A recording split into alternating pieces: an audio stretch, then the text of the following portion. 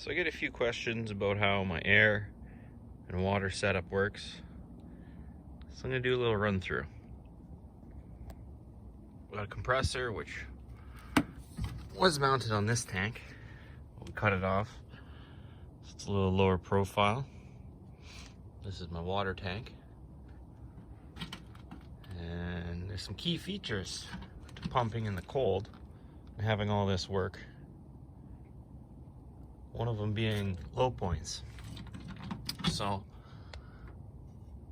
this is where the air comes in from the compressor and the kick down, and then from there, you can't see it, but there's a ball valve to one, drain any water out, or two, inject methyl hydrate if you need to dry any of this out or unthaw.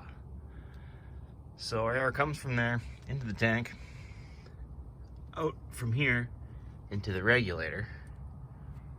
This one feeds the back hose reel over there, yellow one.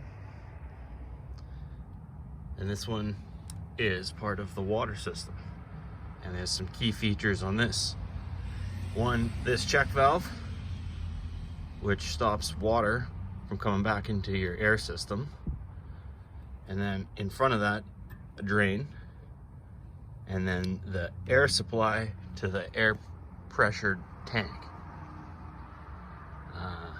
A big thing with the air drain and built into the design, super simple, is this is where we bleed our air out, but it also is an overflow. So when truck drivers or you're filling this up with water, the overflow shoots out right there, right at the truck driver. So then they know you're full and you're not wasting water. So it's two things, an air drain and an overflow indicator. Right now we're in winter mode with this little bit of foam insulation just to keep the heat in. Not sure how much it does, but anything helps. And another key feature is how I have this. So we are at our lowest point in a 1-inch cam lock, so this is winter mode, and we isolate the back hose reel, which is this one, for water, because all this freezes up, so don't even try in the winter. And let's see, so this one here is our supply to the hose reel and pressure washer, and this one here is just for winter modes, because it's easy just to keep this little loop warm when it's frosty out. Even just between jobs or driving, disconnect this and away you go. Keep the hose in the cab, and that's winter pumping mode.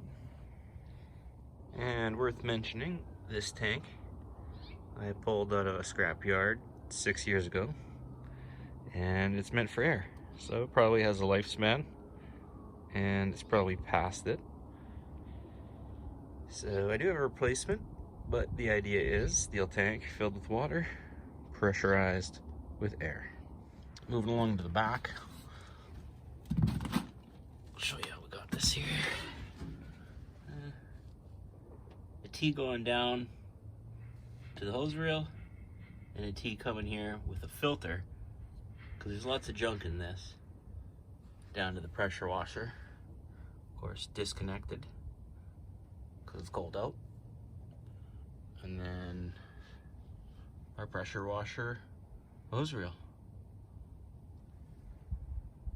Away we go.